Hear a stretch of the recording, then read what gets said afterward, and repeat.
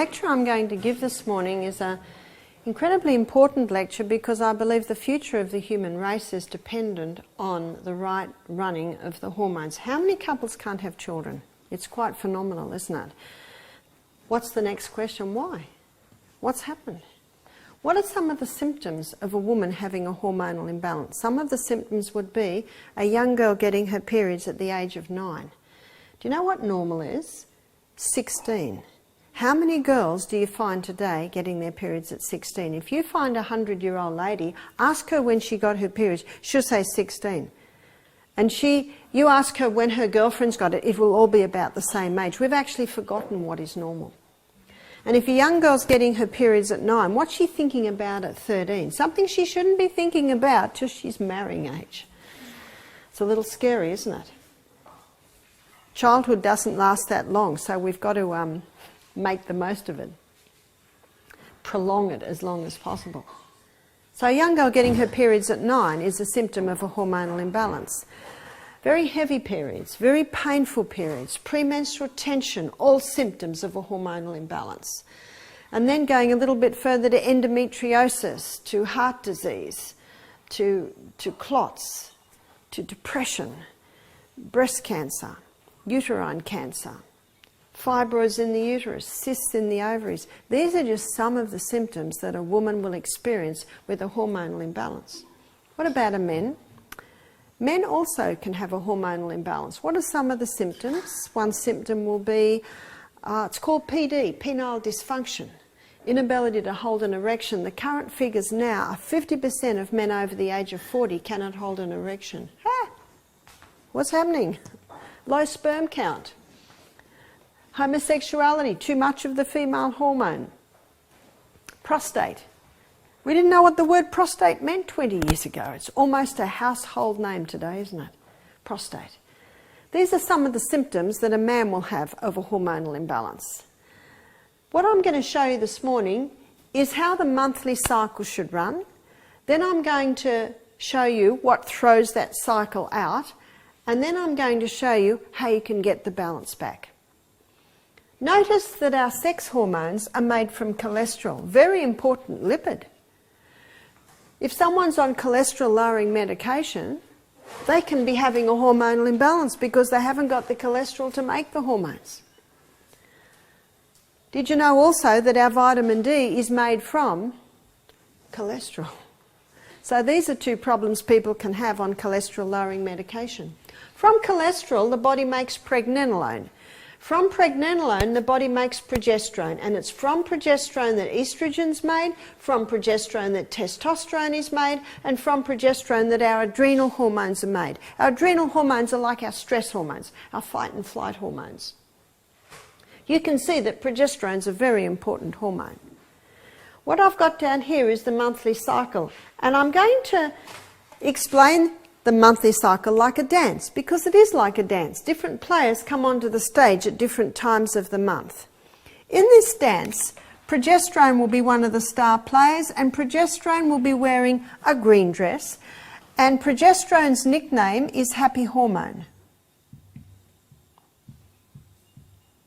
I don't know of anyone who doesn't want heaps of that. Do you remember what they said of Patch Adams? One of his problems was he had excessive happiness. Estrogen. Estrogen is going to be wearing a red dress, and estrogen's role in the human body is that of a cell proliferator. Cell proliferator basically means causes massive cell growth. It is estrogen that levels are high when a young girl is beginning to develop into a woman.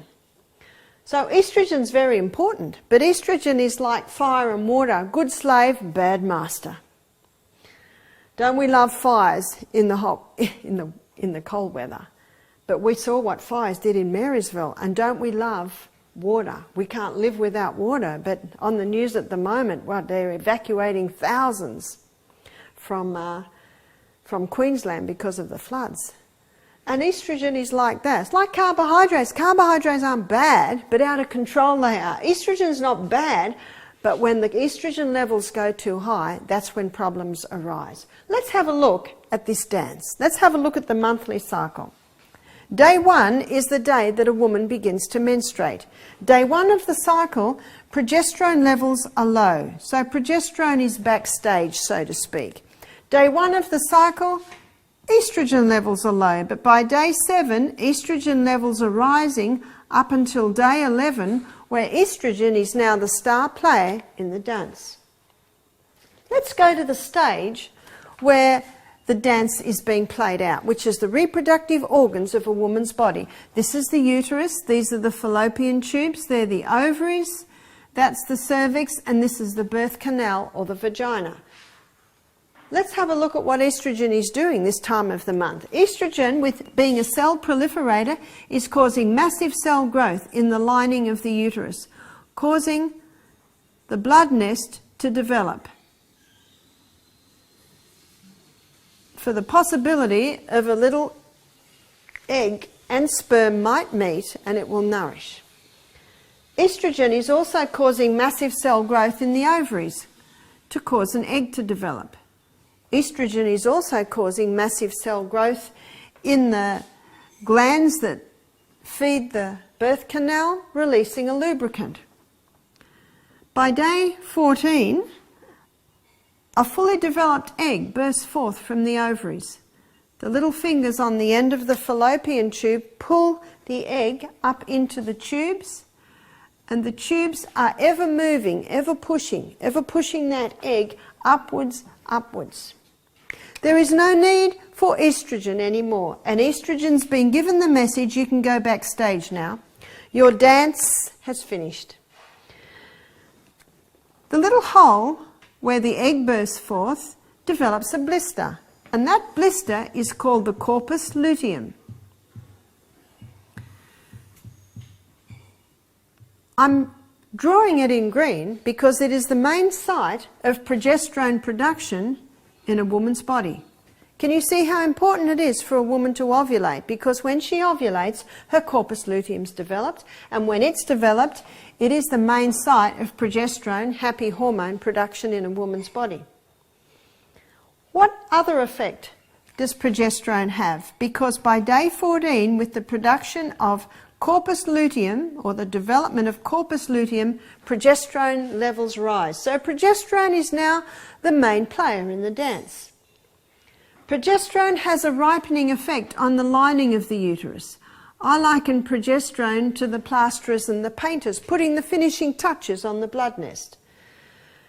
Progesterone also increases a woman's mood, being the happy hormone, to the point of increasing her sexual desire at this time of the month.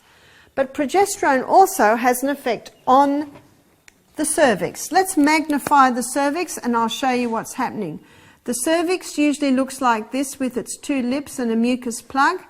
Under the effect of progesterone at this time of the month, the mucus plug goes, the lips come up a little bit tighter, but not only that, a special form of lubricant is released around the cervix.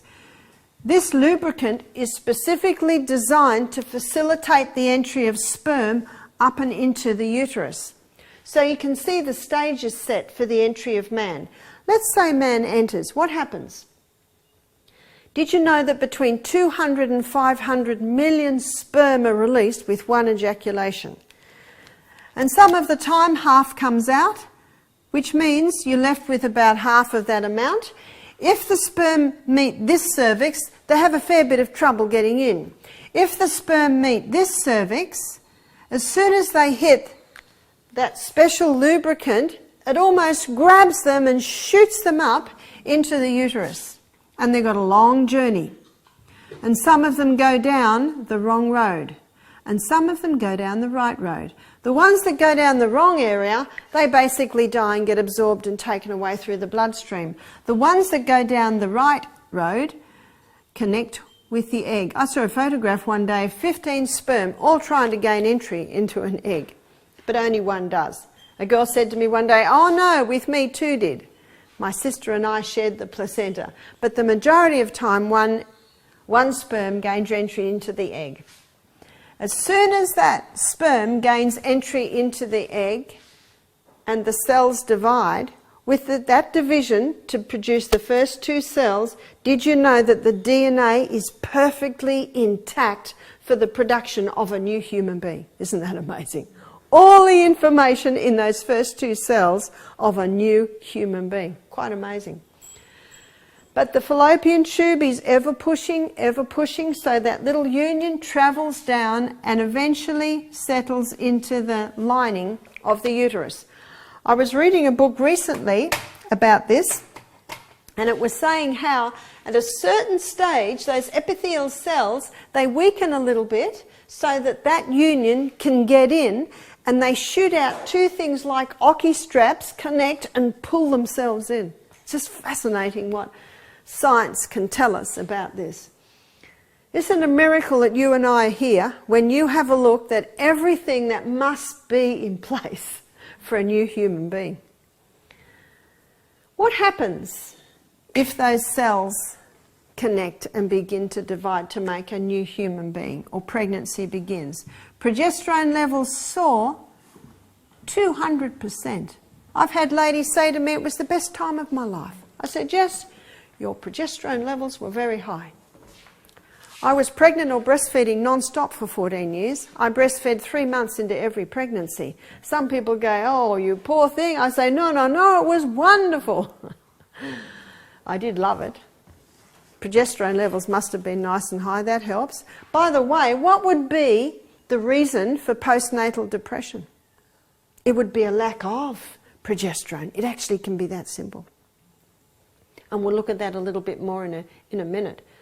But let's say the connection did not happen.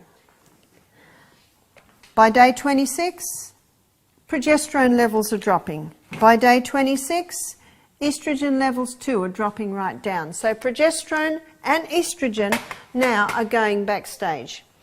When both of those levels drop, the blood supply to the uterus cuts. And when the blood supply cuts, the blood nest comes away. And once again, we are at day 1 of the monthly cycle. Let me tell you something about sperm before we go on.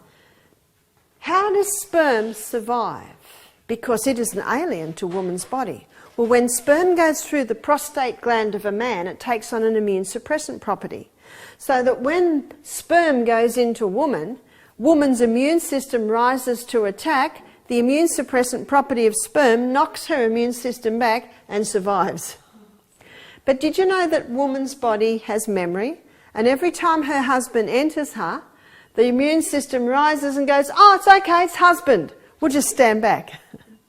But can you see how dangerous it can be when a woman has multiple partners? It can really knock back her immune system.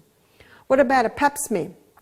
A pap smear is a little graze or a nip taken out of the cervix to test for abnormal cells. Let's say a woman has a pap smear. That night she's intimate with her husband. The team that has come to the aid and to heal that little scrape, when sperm enters, they basically have to stand back because they cannot function in the presence of sperm because the immune suppressant property. And let's say it happens in the evening, in bed, and the woman does not rise till the morning because the sperm lays there all night.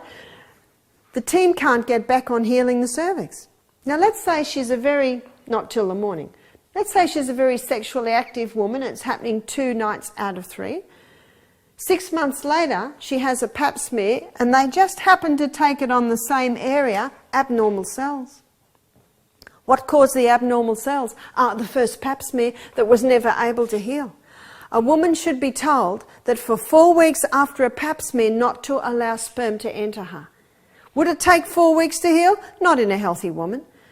But there are some women who don't walk, who don't eat natural food, who don't drink their water, who are having too much coffee, too much wine, too many cigarettes. It would take 4 weeks in that woman. So 4 weeks is said basically to cover women whose bodies aren't functioning effectively. One lady said, my husband couldn't wait 4 weeks. I said, well, he has to wear a condom or use withdrawal method. The sperm must never enter it to allow that wound to heal. That's how the monthly cycle should run. But in many people, it is not running like that. Why? Newton's third law of motion states that to every action there is an equal and an opposite reaction. What has happened? That this cycle is being disrupted. Number one, let's make a list of what is causing a disruption of this cycle. The proverb goes even so far as to say the curse causeless shall not come. In other words, no problem happens without a cause. Well, it happened in 1957. It began in 1957. Women wanted to be able to have sex without falling pregnant, and so the contraceptive pill was introduced to women. Men and women have, are, and will continue to pay a very high price for this so-called sexual freedom. What is the pill? The pharmaceutical companies grow acres and acres of Mexican wild yam. From Mexican wild yam, they can extract a phytochemical called diosgenin, and in a laboratory, diosgenin can be converted to progesterone. It's called progesterone because it has an identical molecular structure to the progesterone that is made in a woman's body. But they can't patent that. You can only patent something new. That's why the pharmaceutical companies can't patent sodium bicarb, yeah? It's just a naturally occurring substance. So they add a few more atoms to one area and come up with a synthetic estrogen. A few more atoms are added to another area and synthetic progesterone is created. These synthetic hormones are what is in the pill, and when those synthetic hormones are fed into the biochemical pathway that your body uses to make its own hormones, it causes a slight disruption, and that's what they want. And the body thinks, what's this disruption? Must be pregnant. So the body stops releasing the egg, and the woman doesn't fall pregnant. And if the woman stops releasing an egg, what's not made? Corpus luteum is not made. Month after month on the pill, what's happening now is, you see, progesterone's your number one hormone, estrogen number two. Month after month on the pill, what's happening to progesterone? No ovulation, no corpus luteum made, no progesterone. Month after month on the pill with its synthetic estrogen, what's happening to estrogen? Good slave, bad master is now the master. And it is this situation called progesterone deficiency, estrogen dominance, that is causing all the problems that we are seeing. What does the cycle look like now? Estrogen's far too high, progesterone is far too low. And what does the woman feel like 1 week before her monthly cycle? Watch out, she'll bite your head off. It's called premenstrual tension. The part of time of the month where the progesterone should be high is not there. I said to one lady, do you have premenstrual tension? She said, no, I just hate my husband for a week every month. She's got it. How many women think it's normal and how many men think it's normal? I've got some good news today. It's not normal. I'm going to show you how that can be turned around. A lady rang me up. She said, thank you for giving me my daughter back. Her daughter grew horns at the age of 13. How often do you see that? It should not be. And how many women? See, I'm a baby boomer. I was in my 20s, in the 70s. Every girl I knew was on the pill. No one questioned it. Now the baby boomer women, our daughters are in their 30s. Their late 20s, and it is that generation that you are seeing these huge problems. You see, if a woman's on the pill before she gives birth to her baby, that man or woman child will be born with hormonal imbalance. My son James is 34. He's got 2 mates who are widows. Widows with little children, their wives died of breast cancer. We see it in the news, we see it on celebrities.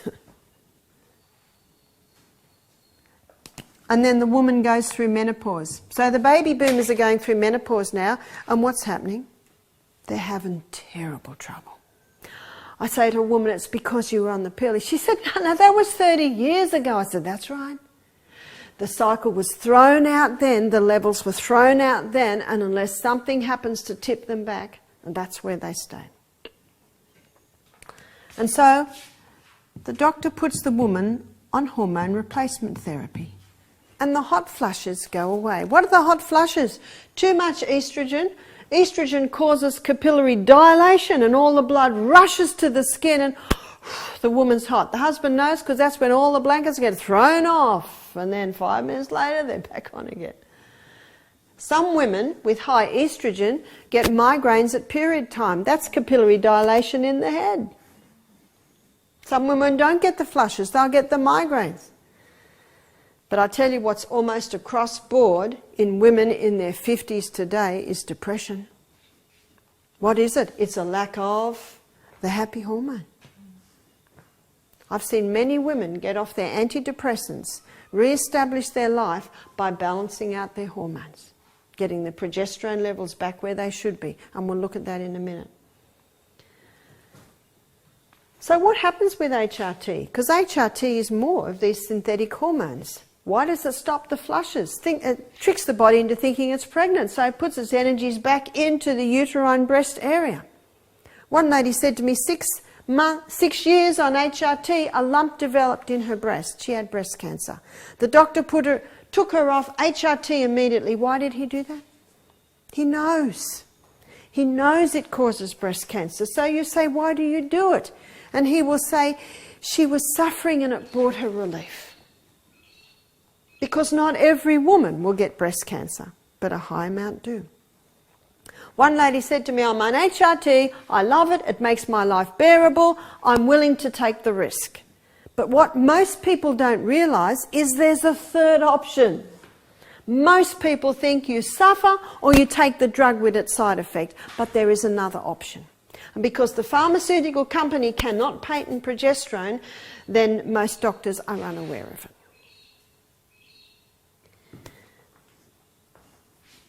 Number 2, because there are some women that have never been on the pill and whose parents have never been on the pill. There's more. What causes a chicken to fully develop at 5 weeks of age? It is the growth stimulants. But they will say, well, there's no growth stimulants today. No, they've genetically modified the chooks so they just grow huge. They're still getting that growth stimulant. What about fish? Well, when you've got 80% of the women in Australia just about are on hormone replacement therapy or the pill, some sort of hormone treatment, they go to the toilet, the sewage goes out to sea, the breakdown from those metabolites create estrogen, an estrogen metabolite, the fish eat it. We've got female fish with male tendencies, we've got male fish with female tendencies, and then who eats the fish? The human, and so they're getting it back again. Well, what about lamb? What about cattle? Well, by law, Australian cattle farmers are not allowed to give their cattle growth stimulants. But we had a cattle farmer's wife here a year ago. She said once a fortnight the pharmaceutical companies knock on their door. They knock on her door and they know that they don't use it, but they're still knocking on the door. How much are they knocking on the door of the ones that do it? Because she said, we know they do it. But they stop it 5 months before market and it's not picked up in the blood test. And she told me that Australia is exporting meat, they're testing the tissues overseas, finding the growth stimulants, and they're sending the meat back. I don't want to think about where that meat goes. So if it's in the meat, it's in the product. Lentils are sounding more attractive all the time, aren't they? We're going to show you how to make them taste fantastic. Number 3, plastics. It's a plastic age, isn't it? Plastics are big today. I'm reading a fascinating book at the moment. A Canadian girl gave it to me. It's called Slow Death by Rubber Duck. And a fascinating story about how this group of women in Toronto, America, they campaigned to have the nasty plastics taken out of babies' bottles. Only there. That's a little scary, isn't it? You see, what gives the softness to plastic bottles is nonylphenols. And that is why the dashboard of new cars, it doesn't crack anymore. Remember when the dash used to crack? It doesn't now. It's got nonylphenols in it. And most plastic bottles have that softness. There's another phenyl that's called bisphenyl A. It's called BPA. And that's the one that you'll find lining the tins, lining plastic tins. Estrogen has a phenyl ring. Nonyl phenols and bisphenyl A all have the phenyl ring. And that phenyl is the key that unlocks the door into the estrogen receptor site on the cell. So when plastics are not so much consumed, but the food that touches them or is exposed to them, the person is taking those estrogen mimickers in. Let me just show you here the effect of the different estrogens. So here is an estrogen receptor site. So we only need 3. This is a cell, 3 cells with 3 estrogen receptor sites. And I want to show you the difference between the different estrogens. This is a xenoestrogen. So your xenoestrogens come from your plastics, come from your herbicides, insecticides. You know what side means? It means to kill. So when a person's eating a lot of food that is grown with herbicides, insecticides, they're getting this, and also your chemicals. And many Australians are killing themselves with what they're cleaning their bathrooms, what they're washing their clothes in. Tomorrow night you'll see a DVD called Is Your House Killing You? It's a real eye-opener in all of these areas. Called xenoestrogens. They are 20,000 times stronger than human estrogen, so they're about that big. Here's human estrogen. And human estrogen, it just sits like this in the receptor site. And it's 20,000 times stronger than plant estrogen or phytoestrogen. Phyto means plant. Where do you get your plant estrogens? In your greens, your red clovers, your soy. So how big is it? It's only a little slip of a thing that just sits into the receptor site like that. Now when xenoestrogen comes in, which is actually 400,000 times stronger than the plant, it doesn't knock, it's got the key. It's got the key in these phenols and it just comes in whether you need it or not. Whereas plant estrogen, found in the soy, it's synergistic. Synergistic means it works with the body. It comes to the cell and it knocks. Excuse me, can I come in? Cell says, please don't, we've got enough. Phytoestrogen says, well, I'll just sit at the door. And as a result, it protects against these guys. But if it knocks on the door and says, can I come in? And the cell says, we're a little low, please come in. That's the beauty of plants. They work with your body. Drugs do not do that. Drugs say, I'm coming in whether you need me or not. Drugs never cure disease. They interfere with the body functions. Let me show you the soybean grown in America today. Here it is. It's called Ready Roundup. Why is it called Ready Roundup? It's been genetically modified to resist Roundup. That's a bit scary. And so if a human being eats that soybean, it can cause disease by interfering with your DNA. A farmer in America told me one year, he said they spray 5 times. 5 times before harvest, they spray the soybean field. He said all the weeds die and the soybean keeps growing. That's scary, isn't it? That soybean has not only been genetically modified, but has got 5 doses of the xenoestrogens in it, the chemicals, the asides. If a human being eats that soybean, they're in trouble. As far as the east is from the west, is that soybean to a non-GMO organically grown soybean. It's a pity to throw the baby out with the bathwater. Asians have been enjoying the wonders of soy for centuries. Soybean contains more potent anti-cancer properties than any food on the planet. If you buy organic, you can be guaranteed it's not genetically modified. If an organic farmer uses genetically modified seed, he uses his status, and Dell knows that. Dell's an organic farmer. You can even buy them in the supermarket. You just read in the paper, if you've got breast cancer, prostate cancer, don't eat soy. Don't eat soy? Which soy? Don't eat that soy, but eat that soy, that will help you heal. Do you ever read in the newspaper, if you've got breast cancer or prostate cancer, don't use plastics, don't use insecticides, herbicides, don't use chemicals? You will never read that. You have to be careful what you read in the newspaper.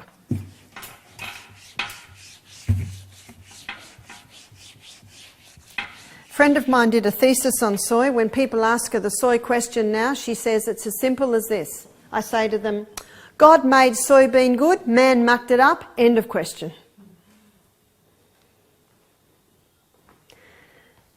So you can see when people are having the hormonal imbalance, it could be one of these, it could be two, it could be three.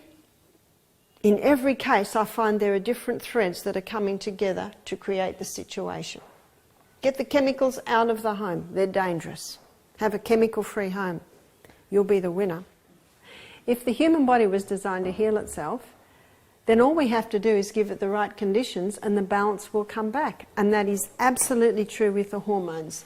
So that's why I've entitled this To Return the Balance. It's actually quite easy.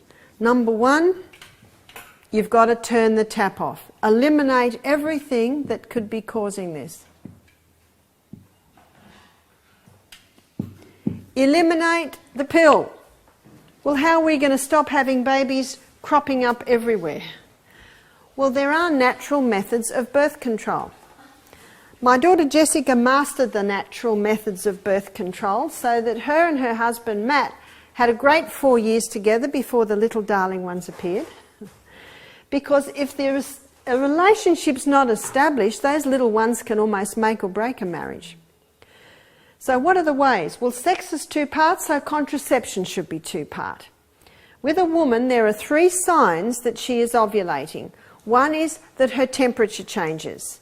So what this requires is that a woman take her temperature before she gets out of bed every single morning and she write it down.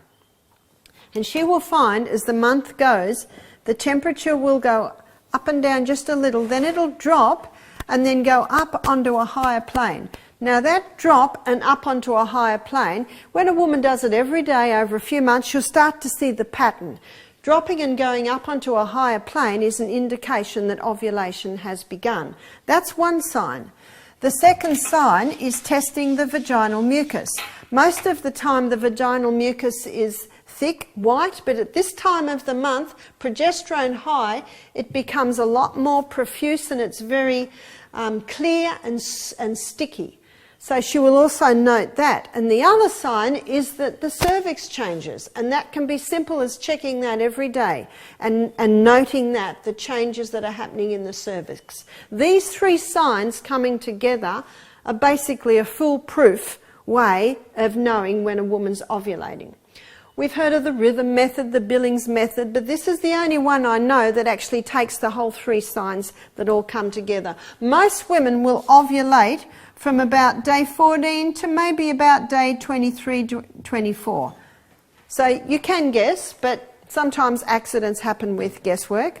I know my last child was born because I suddenly went to a 33-day cycle and I was guessing, and William's here.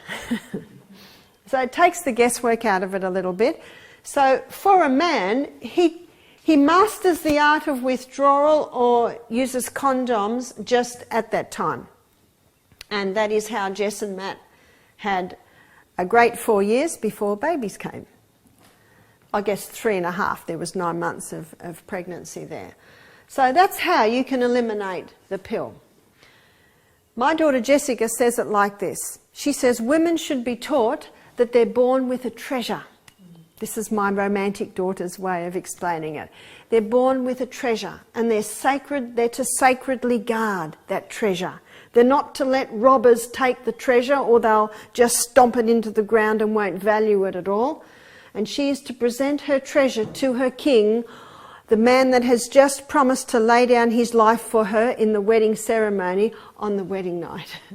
And he will treasure her treasure. Beautiful illustration of maybe keeping that till the wedding night. I say sex is the cherry on the cake. It's fantastic, but leave it as the cherry on the cake, because the best time is with someone that you love very much. So it's also education. It's also educating young people in that way. HRT. I had a lady come and do our program who'd been 25 years on HRT. After 6 months of adhering to this balancing program, she was off HRT and she was balanced and doing very nicely. Eliminate the meat. If a person wants to eat meat and its product, it must be organic. I do not believe at this stage in 2012 on planet Earth that there's an option. It's just too dangerous today because of what is happening to the meat, what's being given to the meat, what they're being fed, how they're killed, the whole lot. Not only that, how it's stored. There was a 60-minute show a couple of years ago showing green meat and showing you pour this chemical on, it fizzes up and it goes red, and then a little bit scary, isn't it? Lentils are sounding more attractive all the time. Eliminate the plastic. I think it's impossible to eliminate plastic. Such handy stuff. But just become aware of your safer plastic, your plastics that doesn't have the nonylphenols in them.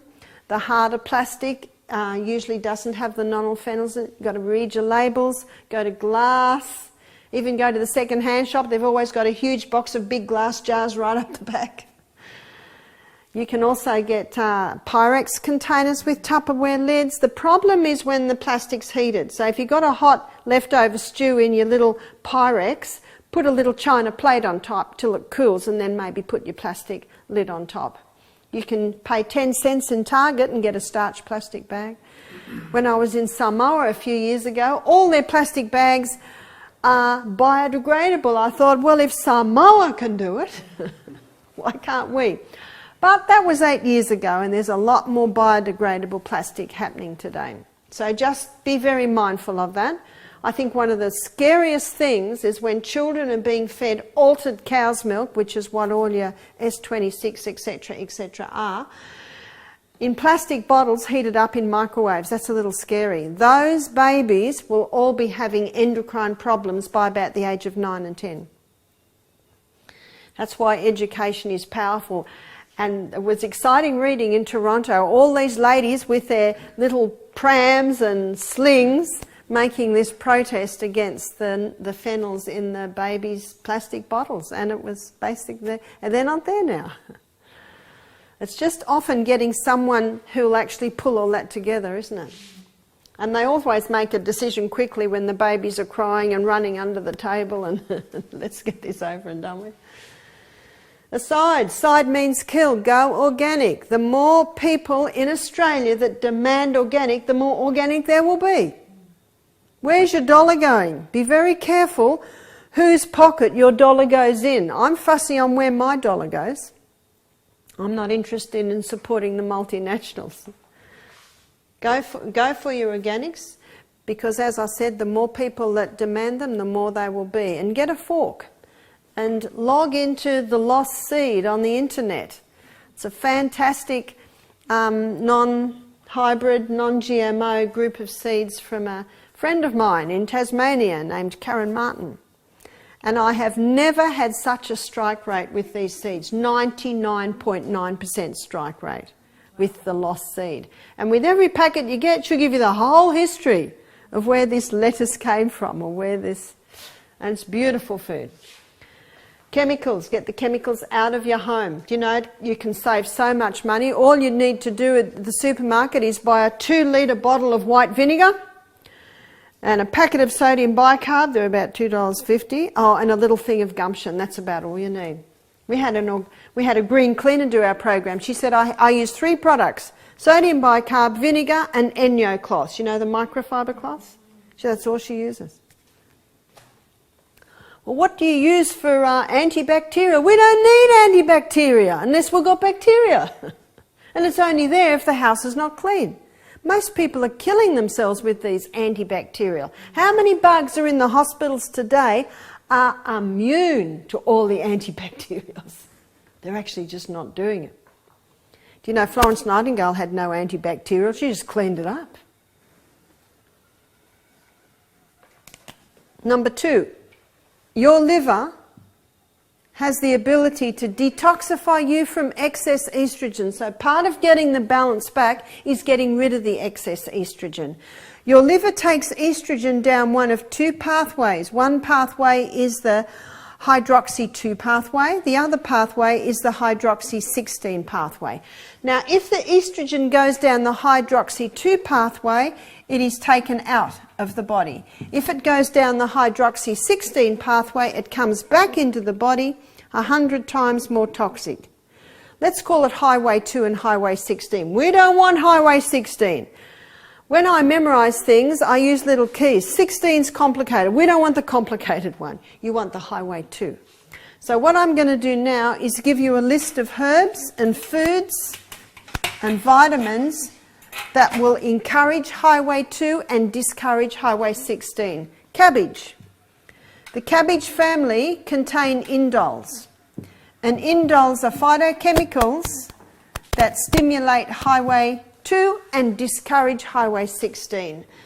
So that's your broccoli, your cabbage, your Brussels sprout, your cauliflower, and your organics have a far higher content of the indoles.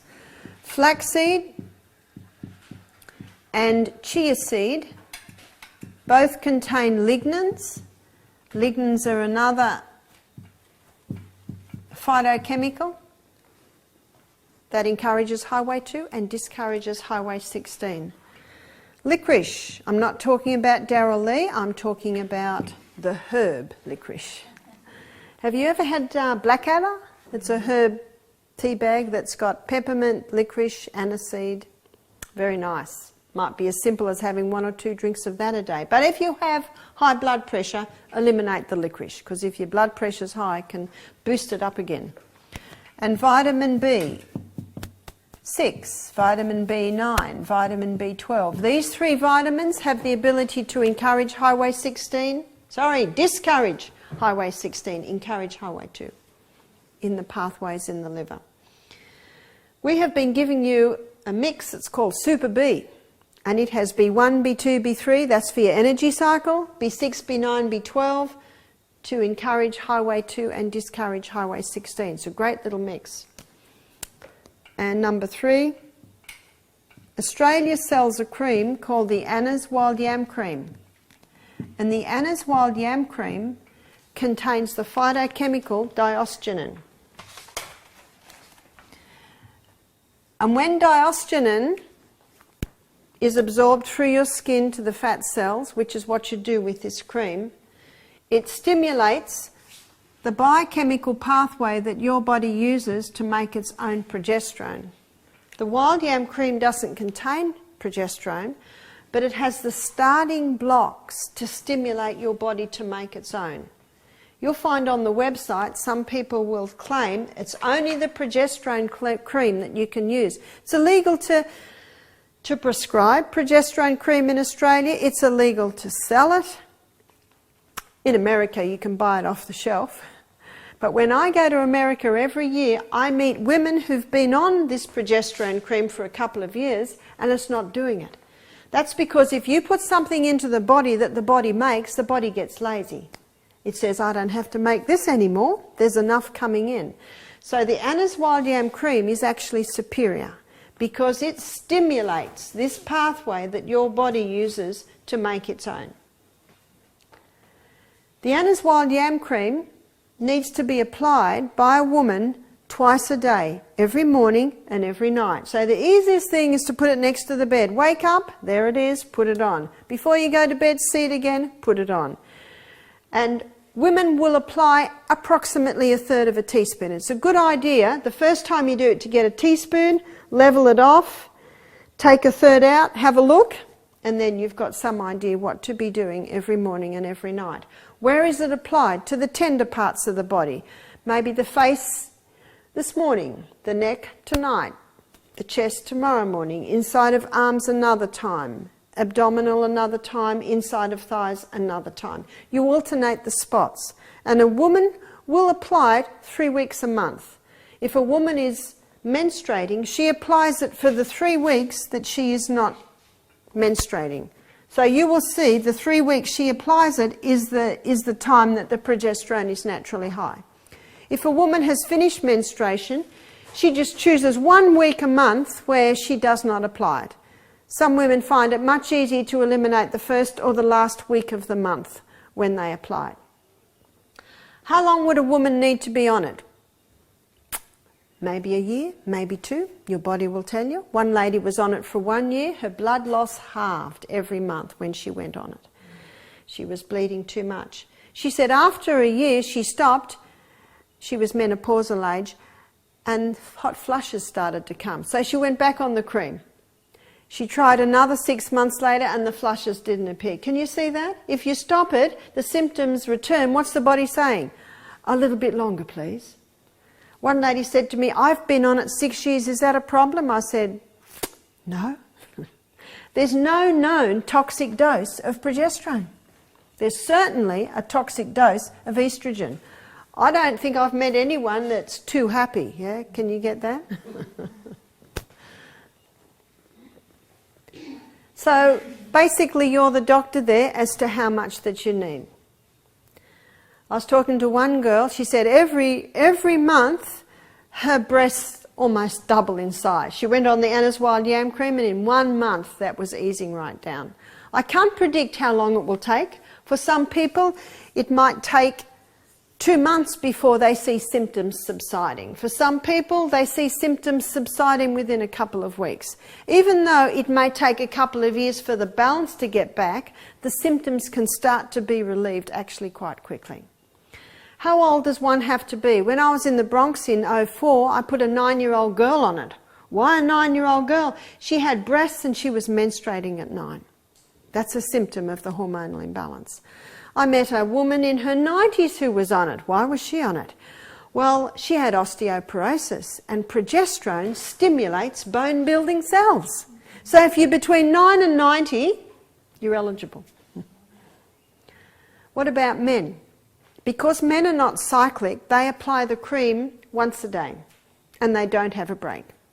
So they would apply it maybe every morning like aftershave. You see, progesterone is the precursor for estrogen and testosterone. So whether you be man or woman, it's progesterone that needs to be stimulated, which will bring the balance. One man was scared to put the cream on his wife or touch her because he thought he might become feminine. No. It's progesterone that's stimulated, which balances the estrogen and testosterone. You don't need to know if it's high or low. Just take the wild yam cream, it'll stimulate the progesterone and it'll bring the balance. What if you take the Anna's Wild Yam Cream and there's not a problem? No problem at all. But I would say most people I meet have an imbalance. And it all came around the time that the pill was introduced, the plastics were introduced, the stimulants were given to the animals. It's all coming in around that time. Number 4 is the 8 laws of health, and we will begin to explore the 8 laws of health tomorrow. Basically, in a nutshell, it's breathing fresh air. It's having a bit of sunshine every day. It's stopping anything coming into the body that will harm it. And I have found when women drink coffee and take sugar, it throws the balance out. One lady got all her balance back. And then she rang me, she said, I've gone downhill again. I said, have you been doing anything? She said, I've started to drink a cup of coffee every day. And that was enough just to tip that balance. Going to bed early allows the body to rest and recharge. We'll look at that tomorrow. Exercise. Exercise brings balance back into the human body. Nourishing food. We'll spend all of Thursday looking at food. Hydration. Body doesn't work well in a dehydrated state. Peace. Laugh. We should laugh more. Do you know children laugh 125 times a day? So should we. We're going to start to laugh more. Stress can really interrupt the balance. You see, those 8 laws of health are the foundation. And I have found when women start to implement all this in their body and keep that 8 laws of health, it works. In fact, if a woman is taking the wild yam cream and it's not having the effect that she wants, the detective has to go on. Is there something that's just holding her back a little bit? Is it that simple? Aren't you glad it is? It is that simple. And it's that simple because the human body has been designed to heal itself. And if it's been designed to heal itself, all we have to do is give it the conditions and it will happily bring the balance up and begin to heal you. Thank you for your attention. Tomorrow we're going to look at our first 4 laws of health and have a look at the incredible and powerful ramifications of breaking and keeping those laws.